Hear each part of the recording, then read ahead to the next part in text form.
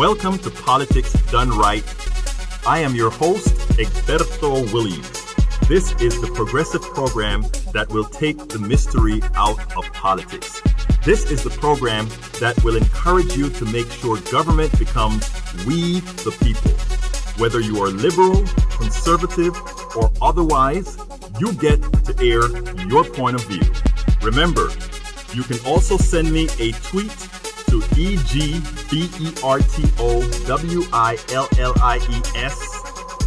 That is, at Egberto Willies. Let us engage. It is politics done right. 1, 2, 3, 4. Well, folks, welcome to one more edition of Politics Done Right. I'm Egberto Willies, your host. Thank you so kindly for coming for a great show. Want all you guys to stick around. We're going to have a great show today. It's going to talk about a friend of mine, and we are going to put the more national picture on this stuff, but it's very important. All folks need to listen to this show. All folks of every ethnicity, of every race, of everything need to listen to this show today. We are going to have a great show. We are going to have some insightful discussion because, folks, it is important, especially at this time. They're using our people. They're using our carnal fears against us. They're using our carnal fears against us to kill us. Welcome aboard, Senor Escamilla. Welcome aboard, Michael Rudnan. Look, folks, this is an important show. I ask you this very minute, go ahead and share this show right now. It is imperative. Please go ahead and share it on your Facebook wall, your Facebook page, your Twitter, your Tumblr, everywhere, in order to get maximum penetration on the message that is usually attempted to be hidden by the mass media, the mainstream media, and others, to have a discussion that people rarely have, to have the frank kind of discussions that we need in this country that we don't get a chance to have because people are scared to talk about some of these issues. Well, I'm going to talk about serious issues, and I'm probably going to hurt the feelings of just about everybody and bring out the feelings of everybody, and probably everybody in the ultimately is going to like what I'm talking about. I mean, whether you think you will or not, I am pretty darn sure at the end of this show, you're going to have a different perspective on a whole lot of stuff. After we read the blog of the week and I give some interpretations during the blog of the week of the conversation that I've had with a good friend of mine that has completely turned, a white guy he's still a friend, but he has turned into a complete racist. And interesting enough, I'm not using that bluntly. I am working with this guy, and I want to show folks where we don't allow the plutocracy. We don't allow outsiders to come in and break us up. You don't do that. And for those of us who fall, don't let them fall alone. Extend them a rope. They may hold on, they may not, but extend the rope. The plutocracy is dependent on you to say to these people, yeah, okay, to hell with you. I won't deal with you anymore. Let's not do that. Help your brother. Help your brother, whether racist or otherwise. Help your brother and sister. The reason why is I cannot preach about race being a social construct and all these things that I say about it to show that, we are really together, we are really the same. And somehow when one of us fall off, or many of us in this case, fall off the rail with the way we think based on what was pumped into our heads, we suddenly change. And somehow I just let them fall. I know a lot of people think I'm crazy for doing the things that I do, for the way I operate, but I'm telling you, folks, we have to have folks operating this way if we're going to make a difference and heal and fix this country. We cannot do it with the standard modus operandi, just saying, oh, you're racist, or you're this, or you're that. It's not going to work. That's not how you get to people. You have to find a way. You have to find a way to break it. I think I have a way to break it. I think the way I talk to people on one-on-one, I think I break it all of the time. I'm not saying that I'm going to somehow convert folks into being the best folks they can be and completely non-racial, thinking that it's a racial construct like I preach all of the times. But I tell you what I do. I plant seeds. I plant important seeds.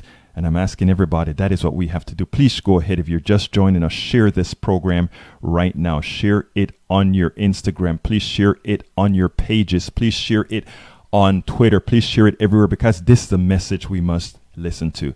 White folk that are here, I want you more than ever to listen to this message. This is not a message of accusation. This is not a message of anything. This is a message of saying this is how we are going to do and solve these problems. I need you to listen. I need you to share. We need to get this done because an election is coming where the calculations are being made that if I can inflict enough hate in each side, the people who shouldn't win, the people who will screw us all will win. We can mitigate that by just showing folks that there are people like us out there who are willing to make that difference. Folks, I need you to share this. I need you to do this. I need you as a part of it. Before we get started, I want to remind you that this is a show, a progressive show, and we do need a progressive show that speaks to everybody, a progressive show that opens its ears, its show to everybody. Everybody can come on and have a platform. This is your show. For that, I ask you, go to patreon.com/politicsdoneright and become a subscriber. We need to have these types of messages going out there. It is so important. Why is it important? Because I'm telling you, my dear friends, there are too many people investing millions, if not billions, in keeping you apart so that they can continue to rip us all off. Not just one group of people do they want to rip off, but they want to rip off all of us. Why? Because of a certain type of obscene greed that is rampant throughout this capitalist country. What I'm saying, we can't allow them to use the racism. We can't allow them to use all the isms against this. And I want to use this conversation that I had with my white brother that has turned. He hasn't turned. I haven't sat down and had a long talk with him yet, but I understand a lot of what he's saying. And what I want to do is address what he's saying and then come and tell him, stop being a part of the problem. You can be the solution as well if you just, in effect, person up and say, I am not going to fall for the crap. So please, if you support this type of programming, if you support the programming that makes sure that we stay together, if you support the programming that supports the middle class, the poor, if you support the program that makes sure everybody has equal access to success and is not fearful of telling folks what really has to be done and not just piecemeal what some people want to hear can be done not to offend those on top. We can't. It is time. It is time for the masses to take control. For the masses to take control, we have to educate ourselves. To educate ourselves, we have to have the politics of the world, the politics done right of the world, the TYTs of the world, the Daily Coasters of the world, and all these organizations that are trying to push this message out. We have to keep them alive. So please help us. Patreon.com/politicsdoneright. So what is the program going to be about today? What is the program going to be about today? Title of the program: I watched a friend turn into an outward racist before my own eyes.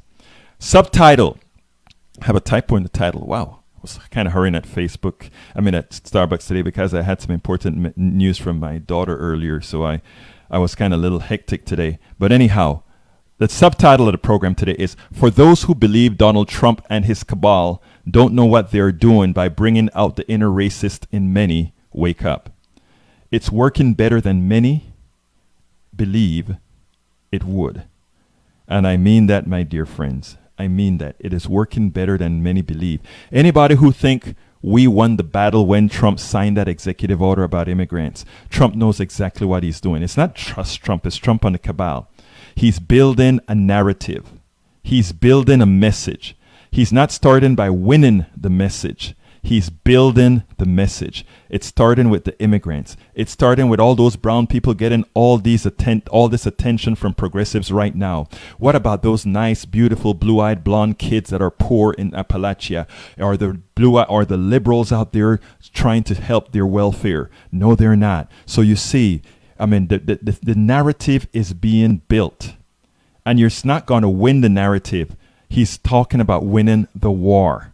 So when everybody think, oh, we are protesting against the brown kids that are getting taken away from their parents right now, and we're saying, oh, we're protecting the brown kids. We're an immigrant nation, and we're going to protect them. The counter narrative for the uninformed is that in protecting those brown people, in protecting those immigrants, we're forgetting about our blue-eyed blonde folks out there in Appalachia and throughout the South that are poor, and throughout the areas that are poor, that also need support, that are not getting support from the government. And it's not the fault of a derelict government that refuses to spend the money on everybody as it should. It's the fault of those brown people who is taking what belongs to those white people. That is the narrative. And you may think it sounds too stupid, too simplistic. But when you are the person that's hurting, when you're the person that bad things are happening to, when you're the person that can't afford to send your kid to school, when you're the person, and we're not talking about the American minorities now. We're talking about the white poor. And so there are two groups that Trump is talking to. The very wealthy white and others, because there's this thing called the Oprah Winfrey gang. Do not ever believe that they are not a part of the Trump cabal indirectly. Do not ever believe that. Folks, this is about class. I have a book called As I See It, Class Warfare, the Only Resort to Right-Wing Doom. Again, that book is As I See It, Class Warfare, the Only Resort to Right-Wing Doom. While that book seems like it's only an attack on the right, it is not. It is an attack on a system that pits us against each other, make us fight for crumbs, and think that the other is responsible for our own demise.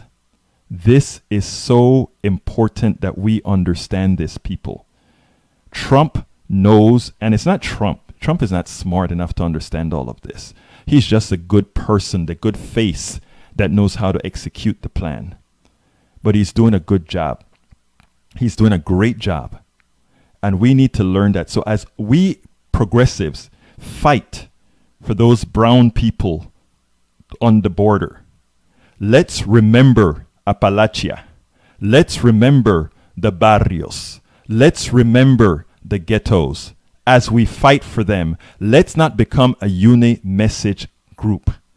Let's not just fight on this issue. Let's let every time we go out there and speak about immigration, we also speak about Appalachia. Every time we speak about immigration, we speak about the brothers in the ghettos who are getting screwed. Every time we speak about the immigrants, we also speak about those people in the barrios. Because you know what? They need to know that they're coming out to vote for something. They need to know that they are coming out for something. It is extremely important that we do not become a uni-messaging, because what happens then is what you're going to get are those commercials and those ads from the right that's telling these different groups. And you know what? I'm going to tell you some secrets about these different groups and immigrants later on in the show. But we want to get with it. So here's the show today. A friend of mine has been sending me a lot of anti-liberal propaganda, but put out by the right. I generally ignore them. The last one was a video titled, "They Want You Dead, White Man." I could not let that one slide. I just could not. I couldn't let that one slide. I had to engage him. What he came back with illustrates a lot of what progressives and others fighting the white nationalists, racist and xenophobic, turn many countries in the West are taking. We will go over that exchange, and I will talk about some realities we should not discount from these new outward racists. We do that at our peril. This is so very important because it's all about the narrative and a believable narrative. And right now, there are a whole lot of folks have that believable narrative. So folks, I beg you, share this. Share this on every platform that you can, because no program on mainstream media is going to tell you some of the stuff that you're going to hear today, some of the honesty that you're going to hear today. You're not going to get it on mainstream media by design. First of all, they're scared to say this because they just don't know how it's going to come across. They just don't know what to say. They just don't know. But you know what? This is politics done right. This is honest talking. And I really don't give a damn. I say my piece the way it must be said. The way, to put it bluntly, the way it is. If I make a mistake, I'll come back and apologize and beg for forgiveness. But this one, I'm straight up on. Folks, please share. But you know what time it is, right? Do you know what time it is? It's time for the weekly blog post.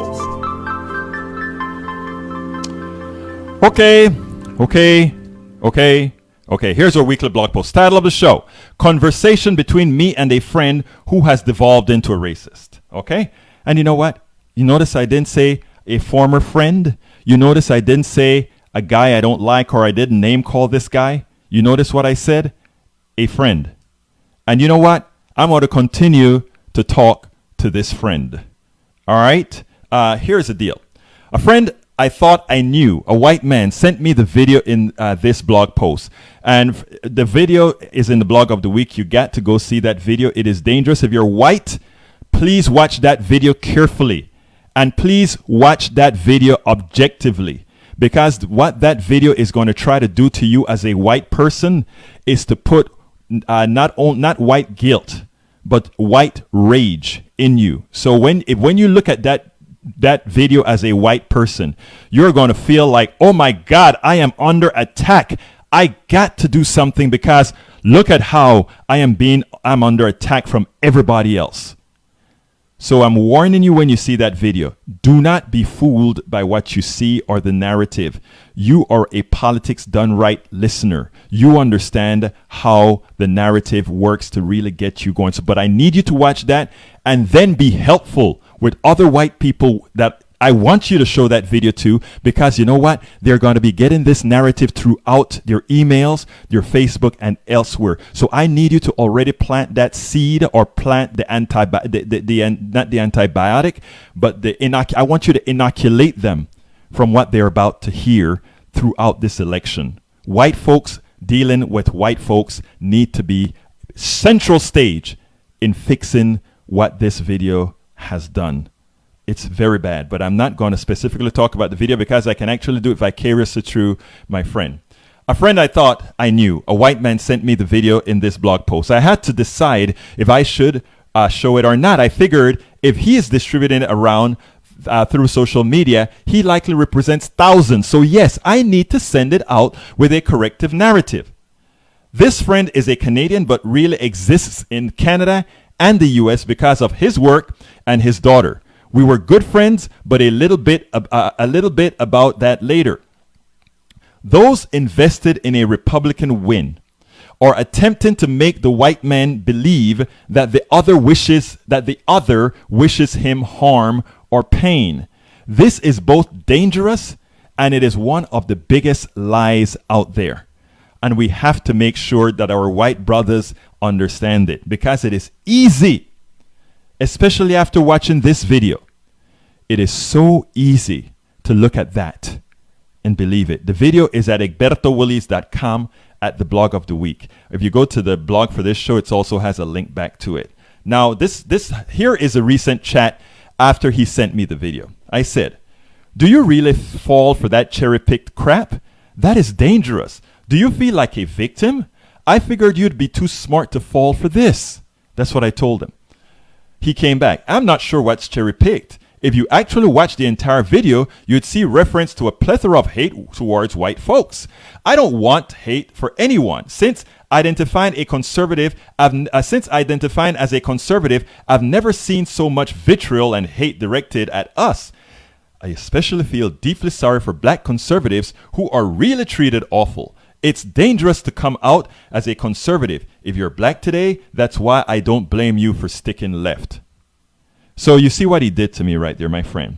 He's given me a pass. He said, "Man, you're my friend. I can see why you have to stay liberal, because after all, you know, you're like me, but you have to stay liberal because being a conservative and black guy, man, they're going to really give you a hard time."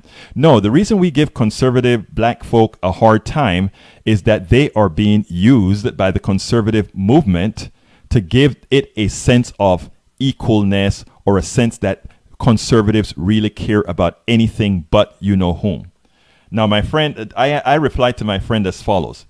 If there are millions of stories and 1% are anti-white, I find it distressing how many attempt to make it the norm. That is dangerous, especially when it gets into the mind of the unread, unschooled, or sick. Black folks suffer indignities day in and day out. They don't have to be a conservative to suffer these indignities. It defines our existence. Yet, most don't try to project with a wide brush unduly. I hope you try to get out of the racial space you seem to be in. It really clouds the mind and prevents one's ability to discern causality. And by causality, I wanted to get on the kick where I wanted to talk to him about who really his blame or his ire needs to be directed at. I hope you do not project these thoughts to your kids. My daughter lives a wonderful, multicultural, multiracial experience as I do. It is so much more rewarding and experiential than concentrating on those who hate and giving them a canvas to define you and others. Step back before it's too late, brother. Good night. I'm going to bed. He comes back, and he came back before I went to bed, and he said, I come from the country that invented multiculturalism. It's not working out there any better than it is in Europe, bro. Ironically, the US has developed a form of multiculturalism that is working well. That's why we like it here. So my friend has now adopted the right-wing notion that somehow by us mistreating those others, our multiculturalism is somehow good. My Canadian friends and I have a few all hate and a few others all hate Canadian multicultural nonsense. We have nothing but problems with it. My answer to him before I went to bed? Good luck in the world. Smiley face. But I knew the conversation had to continue. We obviously, my friend comes back, we obviously differ politically, but I like you, Egberto, because you are far more than cheap talk. Well, thank you, my dear friend. I'm glad you notice that I'm not just cheap talk, that I try to think about what I'm going to say. And that is why I am going to stick with you, and that's why I'm going to continue with you and hope that you listen. Here's what he then said. Let me give you an example, and I want folks to listen to what this guy is saying now, because this is the important part of what he's saying, and not only the important part of what he's saying. For those that are just coming on, folks, it's so important that you share this program. This is a very important topic, because a lot of what he says makes sense. What he's going to say makes sense, but the solution by white nationalists isn't the answer. And it's not only white nationalists that have these problems. It's also folks in the black world, in the Latino world, because of something that people make them believe is true. So let's continue. He says, my hometown is 90% ethnic. We have great restaurants, festivals, and stores, especially of predominantly Asian variety. We also have Caribbean, Hindus, and Syrians, of course, and a few old white guys. I can't call right now as I'm in the gym, because what I told him is I say, hey man, give me a call. Because this was the day after. He was in a state, and I wanted him to call me because it would have been a lot easier to have a voice call with him. I mean, we talk a lot of times. We've been together in Austin and in other cities where we worked together and doing some reporting for when we were both CNNI reporters. So I said I wanted to talk to this guy mano a mano. So I said, so he said, I'll talk to you later. Right now I'm in the gym. I'll call you later though. The schools are 95% Asian, especially university. Now all of this is fine, but there is a part that gets messed up. And then he continues. We need to talk. There is an attack on white men. Oh no, this is what I tell him. I says, we need to talk. There is in fact an attack on white men, but it's not from where you believe.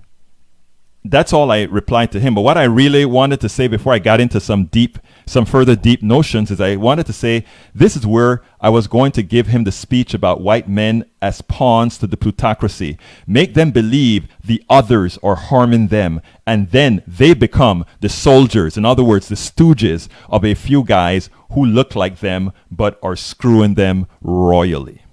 So I mean, the people aren't the other people that are screwing them. they are making them believe that others are screwing them, but it's you know whom doing it. But I let him continue with his rant, because one of the things, if you want people to listen to you, if you want people to hear you, what you have to continue to do is you must listen. Even if at times you want to interrupt, if at times you want to say, no, that is so silly for saying that or whatever, you don't want to interrupt. You want them to get out what they're saying, because you want to get the totality of their hurt or their perceived hurt. You want to get the totality of what they're thinking. You don't want them to cater what they're thinking to what they think you're going to respond to. So you let them talk. You hear them out completely. And that is where I'm at with my brother, my white brother right now. I want to hear him out completely. And in doing so, he said a lot of things. And interesting enough, a lot of these grievances do not only apply to him as a white man. A lot of other ethnicities have these issues as well. But one of the things that people talk about is, yeah, white people are the ones as being the purveyors of racism in the origin of this country, are the ones who get a lot of the flashback about it. But it applies to many others. It applies to many others, and we'll talk about that a little later, but it's so important for others to see that as well. In other words, it's not only white men that are worried about this multiculturalism. I'm going to explain it later. Black folk too. Some Latinos too. And it's deep, because it's not only white folk that are worried about multiculturalism, but that is unless you make it a more complex argument, simplified, that others can understand and see, we're not going anywhere. And that is what Politics Done Right is attempting to do here, and will attempt to do otherwise. So he continues. Our prime minister determined there is no actual Canada. It's a multicultural country, so everybody is a Haitian Canadian or a Chinese Canadian. There is no actual Canada. You are what you were before you immigrated here. No need to learn another language. So, of course, as you can imagine, we have these tight little communities that end up being run exclusively for their own race in their own language. I can go an entire day in Vancouver with no service in English or French. I literally have to get someone to translate for me at the bank, the dentist's office, or the mall. My daughter speaks English, French, and Russian, but since most of the big malls are owned by Chinese, she can't get a job in them without Chinese. This is marginalization and entire population of non-Asians in Canada. So you can already see the issue he has now also include Asians, because we know Asians come in, and Asians do have a tendency to have a close-knit community. And there are some issues with that I'll discuss further. But the issue is not for us to become a not multicultural society, but the issue for us is to talk and learn about how do we mitigate certain cultures and certain cultural tendencies. That is what we have to do. Let me continue. I literally have to get someone to translate for me at the bank, dentist, or the mall. My daughters speak English. I said that already. This is marginalization of an entire population of non-Asians. We have regular debates on whether businesses from ice cream shops to pharmacy have the right to display signs and billboards exclusive Mandarin and Cantonese. They do, and it means there are many places we don't have access to. Even little things like the ingredients label of a food you might want to buy. If they're in Chinese, then what? This is the reality of pure multiculturalism. By then, this is me speaking now. By then, I was checked out, but I will talk to him. This thing is cancer, well designed by the plutocracy, and most don't know it. But there's a lot to what he said that what we have to do is acknowledge. And we have to acknowledge a frustration with your mobility in a place and somehow feel ostracized. But that's not only a white thing in an ethnic community, that's an ethnic thing in a white community as well. So it's a totality of this stuff. And what solves the problem isn't just, well, we'll talk about that later. Let me continue what else he had to say, because I want to get through the blog of the week. Here's what he says. Now you extend that to every other racial group in Canada, and you can begin to maybe understand why multicultural society is a nightmare. Yes, multicultural society can be a nightmare. A homogeneous society of one kind of folk is easy because everybody maybe think almost the same, look almost the same, have this, wear the same sunscreen, all these kinds of things. In a multi-ethnic society, you have to have a certain kind of lotions for black folk, a certain kind of lotion for folks that exhibit more coarser hair, all that kind of stuff, or less coarser hair, or have a certain makeup. Yeah, all those things are true. But you know what else is true? Having that mixture can either be a blessing or a curse. Folks can decide to make it a curse and just have a split world, or you can make it a blessing and just love different things. On a personal note, I am a multicultural person. My family is all intermixed with folk, both by marriage, by everything. And I can tell you that is a damn good experience, because of it is a great experience, because there's so much more that you can you work with all that good stuff. But anyway, we'll go for that a little later. The problem with this debate, continuing, my friend, or rather, now you extend that to every racial group in Canada, and you can begin to maybe understand why multicultural society is a nightmare. All right, this is me talking now. The problem with the debate is there is a lot of truth to many of the things my friend is saying. All the problems with multiculturalism can be, however, addressed with communications and the airing of the concerns of all to some acceptable resolution.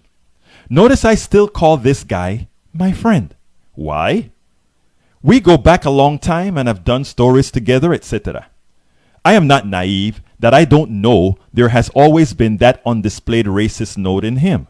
Of course there is. In many people. I mean, many of my white friends, they are racist. They many times don't know it because they got this black friend that they like to hang with. And, you know, a lot of times I call them out. But you know something else? I am no saint. Or I was no saint. I'm becoming a saint now. I make sure to love everybody and respect everybody and get rid of all my own prejudices. Because anybody who tells you they'd have no prejudices, they're lying to you. There was a time in my life, remember, I'm black, I'm Latino, and I'm Caribbean. You know what is one signature issue with those three ethnic characteristics? There is a thread of homophobia in that. And I'm not trying to paint this with a blanket brush, but I'm just being honest. There is a thread of homophobia there that I had to break through, that I had to learn about. I did. I first changed it in my brain, then I changed it in my heart, and now I can say I am cured. That has to happen in a lot of other people for a lot of other prejudices that they have, right? And I can just say categorically now, I don't know of any prejudices that I have mentally. I may still have a few prejudices that I have to check my reflexes, right? I won't know that until I get the carnal reflex based on some issue. I won't know that. But if that comes up anytime, I don't know of any right now. The same way I extricated homophobia, it's the same way I would extricate that. So continuing with what I had to say, why do I still call him my friend? Because what I'm going to do is work with him. We go back a long time and have done stories together. I'm not naive. I know that, you know, he probably had a racist bone all along. But it was likely controlled like a manageable disease, right? There can always be a cure for a manageable disease, and but as it is now throughout much of the West, it is coming out of remission, sadly. Throughout the West, we have a cancer growing because these charlatans that we call leaders, that's what they're pushing right now. They need to break us up so that we don't look at the full picture. They need to break us up so that we can be fighting each other, so that we don't fight that which is really affecting us. The people that have their boots on our necks. If I am thinking that somebody else is a person, somebody named Mohammed, somebody named Rodriguez, somebody named something else, is the one that has their shoes on my head, their boots in my neck, then at that point, I am not looking at the people that are really causing the damage. So I can either walk away or decide to at least try to work with the people succumbing to this thing. I choose the latter. I may or may not be successful all of the times. I am sure I am going to be successful some of the times, but not doing anything is sure failure. So what I'm saying, not everybody can take the pain when you're next to some racist that's giving you hell or telling you things that are so profoundly racist that it boils your blood. Not everybody can take it and continue to listen and continue to listen, and then after that conversation or that person is done, go back and then say, all right, I gave you the decency, the dignity, the respect to listen to what you had to say. Now I ask you to listen to me, not waiting for a comeback to any point I'm going to make, but to give me the same respect I did to digest all your points. Just like I digested the points of my friend. The points where he said, man, I go to a dentist and I can't even, communicate, or I do XYZ, or I go to a Chinese restaurant and I can't read the menu, but I do want Chinese food, and this Chinese person is a part of society. I feel like I don't belong. I'm in my own place. That Chinese person is in their own place as well, because they're immigrants and and now that is a part of them. They're in there too.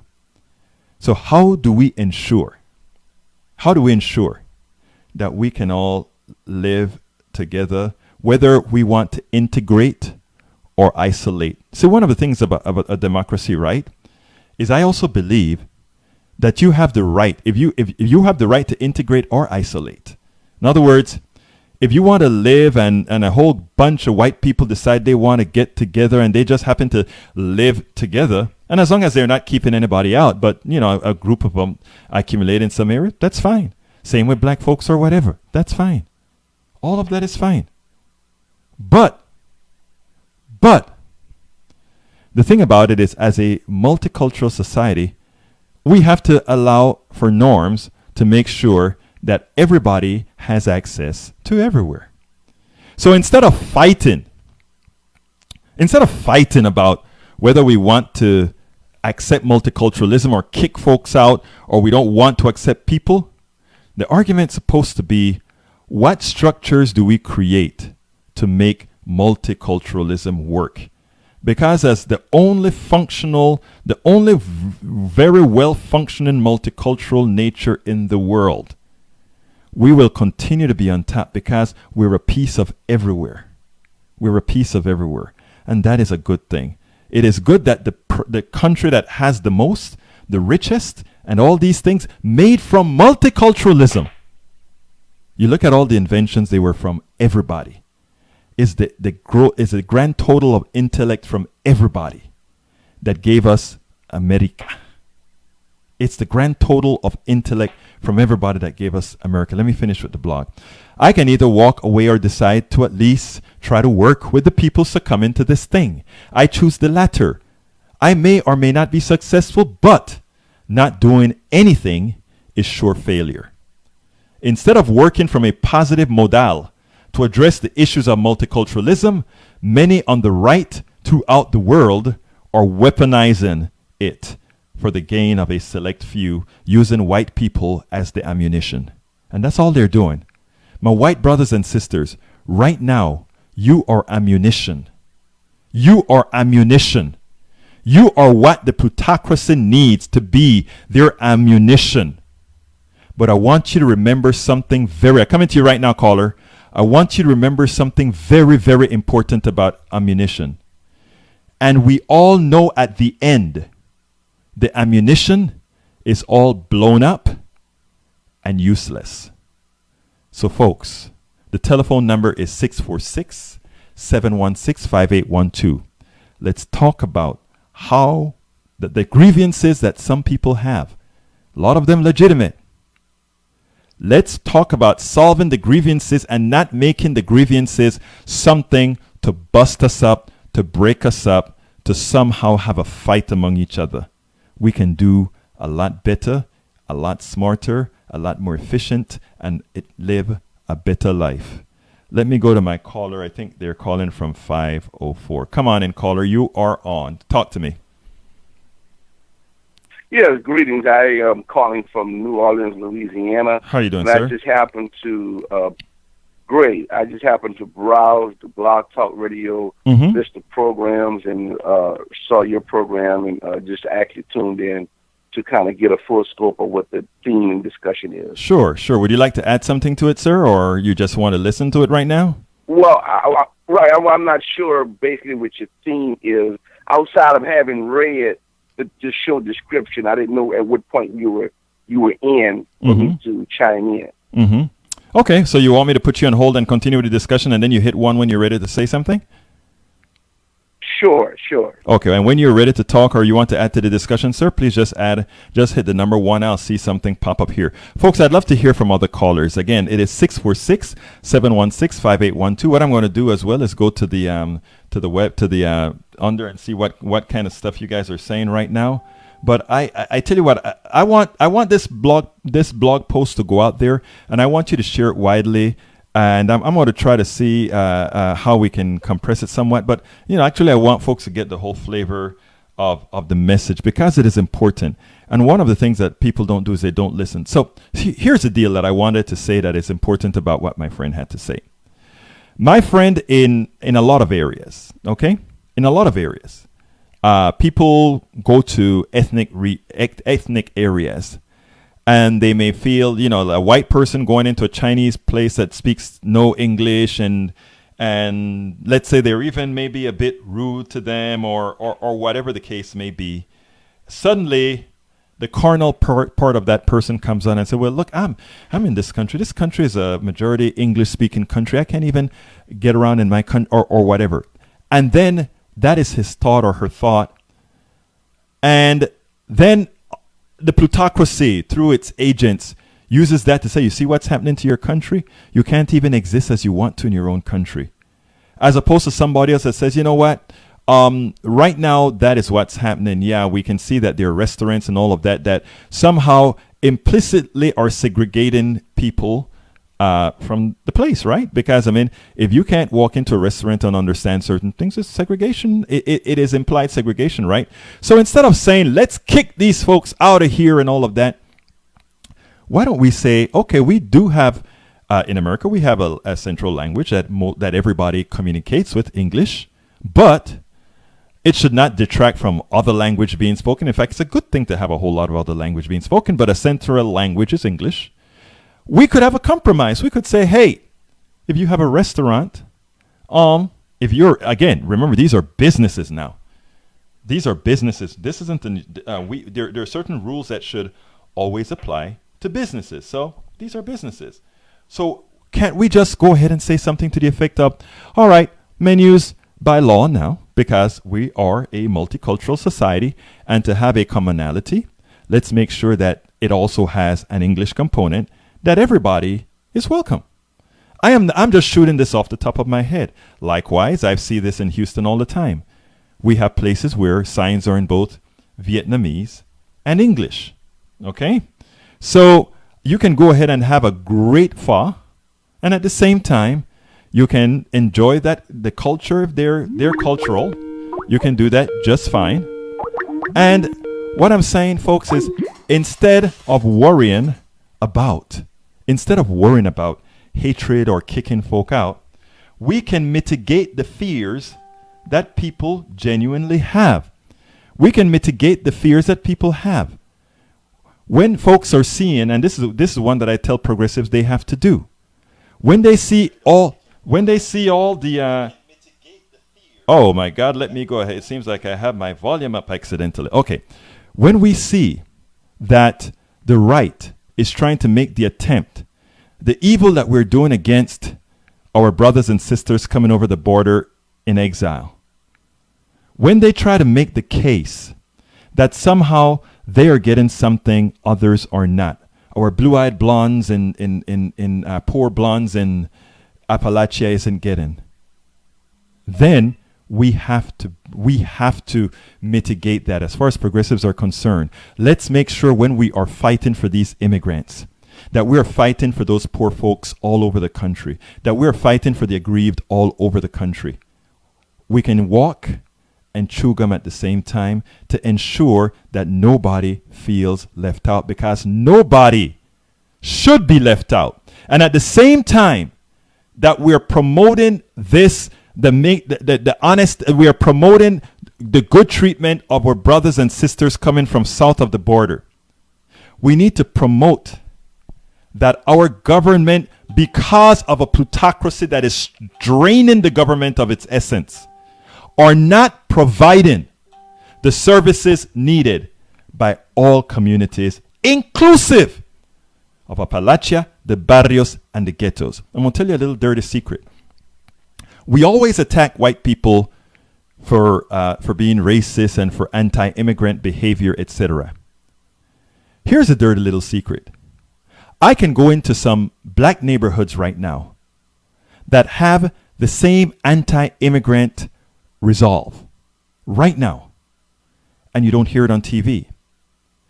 But all you get to hear now is you can point out to the right wing racists using that as an example of a racist media, as an example of a media attacking the other side. If we're just honest in our reporting, if we're honest in telling people the truth, if we're honest in identifying the problems, what we can do is we can let folks finally realize we're all in the same boat together. I've heard so many anti-immigrant, anti-Latino stuff from black folk because, again, I share all these different ethnicities myself. So people talk to me from all these different ethnicities. When they know I'm Latino, I can hear the anti-black stuff from the Latinos. When they know that I'm black, I can hear the anti-Latino stuff from the black folk. And I even hear the anti-black stuff from the white folk. You know why? Because I listen and folks know it's not going to be a judgment. It's going to be about, hey, how do we solve problems? How do we really go ahead and do these things? Let me see if I can get to my people on the internet here. You know, I've been having problems lately with this thing here, but let's go ahead and talk. Okay, looks like my friend here in Louisiana wants to talk. Go ahead and have your say, my dear friend from Illinois, 504. You're hot. Come on in. Yes, this is New Orleans here. I was listening to you, and then when I heard the part about somewhat accusing African Americans of being anti-immigrant, then I felt I had to chime in. Sure, go ahead, my friend. I think that, of course, nobody endorses the policy of separating children coming in from south of the border. Number two, many immigrants are fleeing from the situations that are horrible from the countries. However, I, as an African American, do not feel that particular issue is a pressing issue for the interests of African Americans. Right now, in black neighborhoods all across the country, we have immigrant groups who are set up comfortably in enterprises where they are openly blocking African Americans out from participating in their own market. We can go on with the beauty supply market controlled and monopolized by the Koreans. We can go on in cases like in New Orleans where your gas stations and convenience stores are owned by Palestinians and where the Palestinian men sexually harass black females that they only hire in their stores. We can go on with Koreans harassing African Americans in their stores, even assaulting their employees. We can go on and on about how these immigrants come in and look for a position of hierarchy to also step on African American people. And I do think it is misguided and naive for African Americans' energy to be directed to help other people when their own issues have not fully been addressed or adequately addressed or even solved. What is your name, sir? There was a play. My name is Darren. There was a play called The River Niger, and that play was made into a movie, and there was a scene. There's a scene in the play where one of the actors said, "Everybody has a piece of my nigger toe but me." And it's as if that the African American population, the native African American population, not only is looked upon as a resource to exploit by white people, but by other groups that come in here as well. Okay, I'm and there's a question. There's a question I like to ask.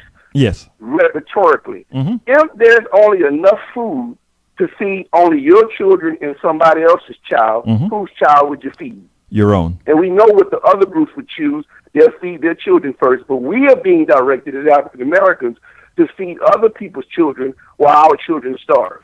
Darren, I am so happy that you are the caller who called in, because I think you've successfully made the point that I wanted to make, and that is, right now the anti-immigrant sentiment is would make one believe that it's a racist white issue.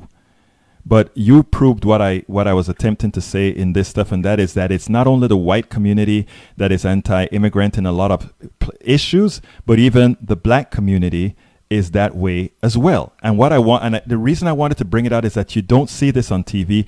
And what you did very well is explain some of the reasons why the black community is anti-immigrant, and your reasons are different than the reasons for the white nationalists. But it's a very important reason itself. So here's what I have to say to you, first of all. I'm black, okay? I'm also Latino. I am also Caribbean. I'm all those things. All right, so I share a certain kind of commonality among a whole bunch of folk. And here's what I want to tell you. When you're overseas, right, the way black folk are marketed in a lot of places. I went to China in the 80s, and until folks saw my name on a piece of software that they bought from the United States from a big company, I was just the image of what they believe black people from the United States are. Just another Michael Jordan or something, even though I went there as an engineer. So the Koreans and all these people that come over to and take over your community, there are two reasons for that, of course. One is, do they actually many times think less of you? Yes. A lot of times they think less of you because of what they've learned, because of what our racist movies and all these other things have gone over to these countries and taught them. In fact, I am a black Caribbean person from Panama, and I can tell you one thing: there are a lot of things that we as Caribbeans, we as Latinos, have heard about black Americans as well. It is up to those who have some intellect to mitigate those lies and those misconceptions, right? That is one of the reasons I have this show. Now, if we get honest with the grievances that you just put out there, which are in fact real, yes, there are immigrants that go into your communities and not only extract from the community, not only, you talk about some beauty salons, you talk about, there are certain, I mean, I can go into South Park, Texas right now, South Park, Houston, and see the same thing. Now, it is our responsibility, I'm talking about black folk now, to do exactly what you just did. Articulate that and find a solution for that. That does not have to happen in a vacuum for the evil that we're doing on the border. You said something that is very important. You said, if there is X amount of food and it's your kid and somebody else's kid, who do you feed first? And normally it would be your kid. What I try to tell people out here is that the issue here isn't about there being enough food to feed us all. The issue here is about segmenting us into groups, thinking that we have to pit each other against one another. And in doing so, the people that are ripping us all off, because I tell you something, brother, you live in Louisiana. You're in New Orleans.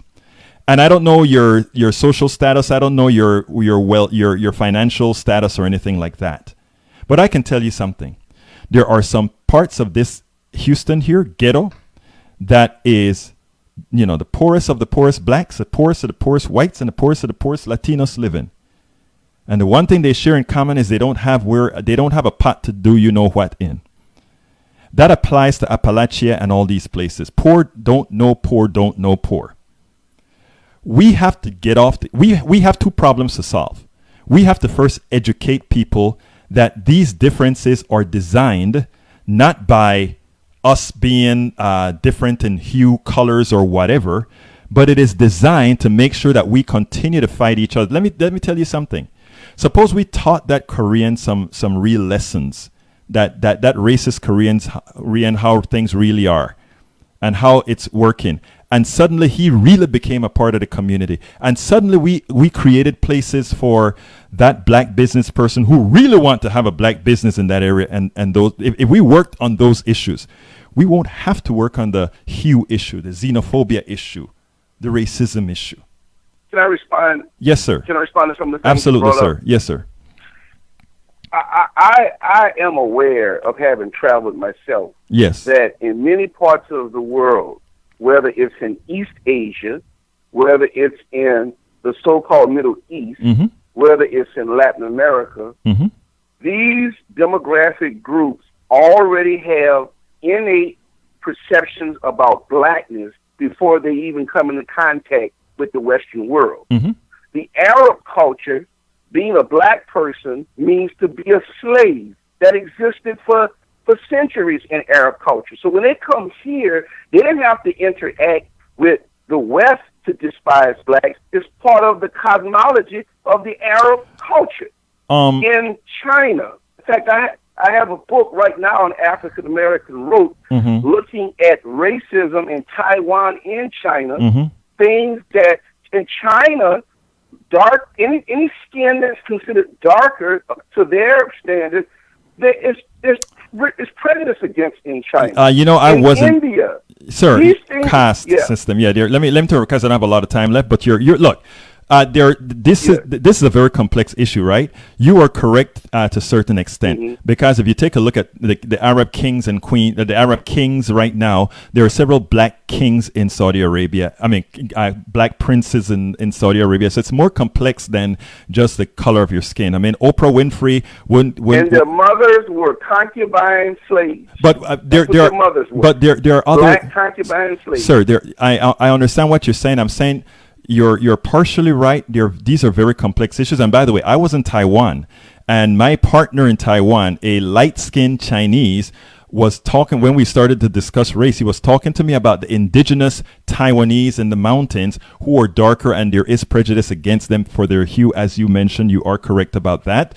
But I mean, again, a whole lot of this has to do with who is perceived beauty that came way during the East India Corporation and a lot of these other things. I mean, the West didn't start in the 1700s. The West didn't start in the 1800s.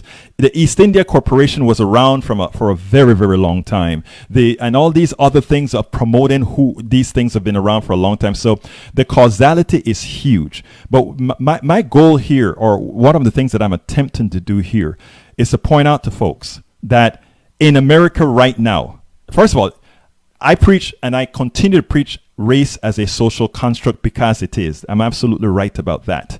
How it is used is determined by currently or plutocracy. How it can be unused is what we do. We can either decide to be pissed off about what has gone on all along, or we can decide to say we are going to start to be proactive to bust what they have against us. And if we can bust that, which I am one of the folks that are going to start, or that have been attempting to bust that, then we can move on. Look, this is going to be a long subject, and we're going to have to cover it at other times as well. I forgot your name. I'm so sorry. Darren.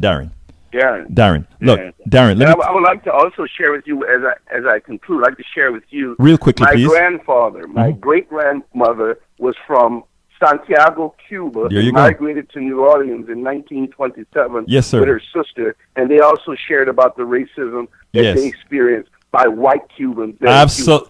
Oh, you ought to listen. I have some shows about white Cubans and Castro and why I was never an anti-Castro person. So, I mean, but we'll go into that some other time because I'm out of time. But Darren, look, let me tell you what you did. Okay. You brought a very important piece to this show today. So I want to thank you for calling. Oh my God, I got another call real quick that I want to take. I want to thank you for calling in, and I hope that you continue to listen to the show, because we're going to do other shows similar to this.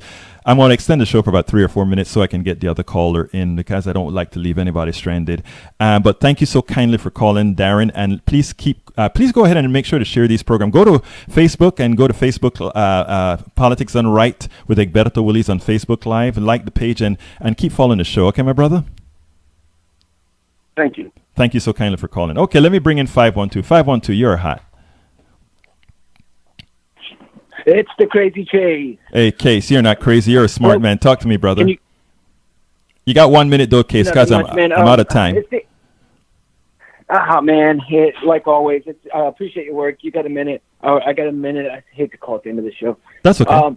Quick question, man. I appreciate all the feedback and what you're doing. And from a millennial, I guess my perspective, our perspective, let me ask you this. What we're talking about today, as we see it, that racism will never change. Will never change. It's a generational thing. Yes. So by 2040 and 20 years from now, none of this will even matter. We truly believe that. Can I add something to that real quick? What's happening now? Yeah, go ahead. I'm sorry. No, Escamilla, please finish. I'm sorry for interrupting you, sir. Please continue. No, you bring it. I was just saying, this is where we're getting frustrated, because if you're focusing on the negative and the people that can never change, how can progressive progress? You can't. So what we're doing is we're globally connected. We work with everyone around the world, i.e. social media. Your station right now is playing in every single country on the planet, and that takes seconds. We're not dummies. We know how this all works. Right. What's happening is we're moving this global world and forgetting about these racists that are just never going to change. They have to die. Right. Donald Trump's 70, 75. Let me tell you, I want to answer you. Is let it go. Let me tell you the reason for my show, Senor Escamilla, and this is important here. This show is not necessarily for the 50-something-year-olds or the 60-year-olds that are set in their ways. I want them to listen and change if they can, but a lot of them simply have no desire to do so. But let me tell you my scary part here, some of the things that I've seen. You see, you're a very educated person. You're a person you're on the internet, social media, and you're wild about that all over.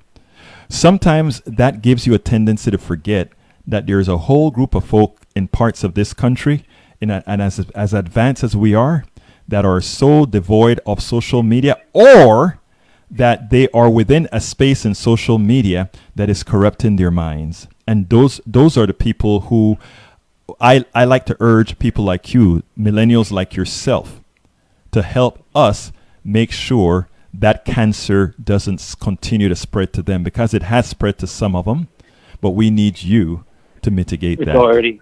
You see what I'm saying? I do. I just don't. Yeah, and I agree. I wasn't speaking about social media. I was speaking more about the whole world is in 4 applications kind of deal. We all have the same remote. I got that. We can reach anyone. Right. I got that by social media. Moved the market. Right. I got that. I use social media as a catch-all, but you know what I mean. Yeah, like how you let Donald Trump people on Facebook and you get Brexit and Trump, that kind of theory that they were talking about yesterday. Yes. Hey, can you teach us how to work Facebook and Instagram? Heck no, you guys stay away. We got Brexit and Trump because of y'all. All right, look. But again, I hear what you're saying. I'm passionate about what I believe in, and it gets frustrating when the big disconnect. I can walk outside right now and everyone's just it's just fascinating. Let me tell you something. Let me tell you this, okay? And it's great. Chase, you don't ever get discouraged. Bring it. You don't ever get discouraged. You keep doing what you're doing, because what we're doing is important. I never get discouraged. I never get depressed. I never get bored. And you know why? I make sure I don't. Anytime I'm about a depression when something is starting to go bad, I say, what can I do positive to move it forward? Every time I'm about to get bored from not doing, I find something to do. Actually, lately, I've never been bored because I got so much to do. Anytime I'm about to feel bad, I say there's something I can do. Look, I got to end the program, Case. I really appreciate you. Listen, I really appreciate you being Bring it. here. Okay, brother? See you tomorrow. Have a good one, brother. Okay, folks, please remember, I got to do a quick ask. Please go to patreon.com/politics done right. patreon.com/politics done right. It is important that we continue to put these types of messages out. It is important that we continue to do this. It is important that we support progressive media. Good progressive media. Progressive media not owned by the plutocracy, the corporatocracy. Progressive media that's going to tell you the truth. Progressive media that's going to allow a Darren to come on and tell a truth that a whole lot of progressives themselves would like to hide. One of the reasons Trump still have a chance is that there are a lot of guys, a lot of people, including in the black community, that have the experience that Brother Darren, who called in, has. And that message will appeal to enough of them, not many, but enough, that the composite total could actually bring you a second term of Donald Trump. We have to be smart in what we're doing. My name is Egberto Willies. This is Politics Done Right. And you know what I'm going to say? I am out.